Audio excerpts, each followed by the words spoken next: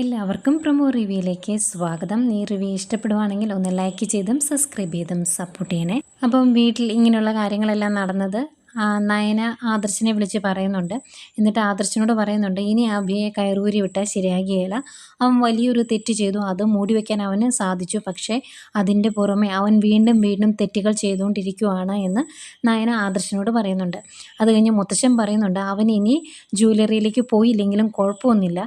ഏതായാലും ഇതുപോലൊരു കള്ളനെ നമ്മുടെ ഒരു സ്ഥാപനത്തിൻ്റെയും തലപ്പത്തിരുത്താൻ ഞാൻ ഉദ്ദേശിച്ചിട്ടില്ല എന്ന് മുത്തശ്ശൻ പറയുന്നുണ്ട്.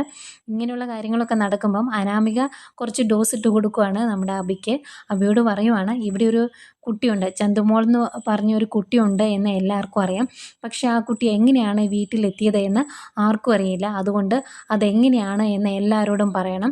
എല്ലാവരും അറിയട്ടെ ചന്തുമോൾ ആരാണ് എന്ന് എല്ലാവരും അറിയട്ടെ എന്ന് അനാമിക അബിയോട് പറയുന്നുണ്ട്. അത് കഴിഞ്ഞ് മുത്തശ്ശൻ്റെ തീരുമാനം എന്തെങ്കിലും വന്നു കാണും. അതുകൊണ്ടാണ് ദേഷ്യപ്പെട്ട് നവ്യ നയനോട് പറയുന്നുണ്ട്, ഇതൊക്കെ കേൾക്കുമ്പോൾ നിനക്ക് പ്രശ്നങ്ങളൊന്നും ഇല്ലായിരിക്കും, പക്ഷേ എനിക്ക് അങ്ങനെയല്ല, ഇത് ഇത്തിരി കൂടിപ്പോയി അമ്മായി എന്ന് ദേവയാനിയോടും പറയുവാണ്. അന്നേരം ദേവയാനി പറയുന്നുണ്ട്, ഇതൊക്കെ കൂടിപ്പോയെങ്കിൽ ഇവൻ അത് സഹിക്കാൻ അർഹനാണ്. അവൻ പറ്റുമെങ്കിൽ ഇത് സഹിക്കുക, അല്ലെങ്കിൽ ആദർശ് പറഞ്ഞ പോലെ സ്വയം അവൻ പിരിഞ്ഞു പോവുക, അതാ വേണ്ടത് എന്ന് പറയുന്നുണ്ട്. ഇതെല്ലാം കേട്ട് എന്ത് ചെയ്യണമെന്നറിയാതെ ഇങ്ങനെ നിൽക്കുന്ന അഭിയം കാണിക്കുന്നുണ്ട്. ഇതൊക്കെയാണ് പ്രൊമോ വിശേഷങ്ങളായിട്ട് കാണിച്ചത്.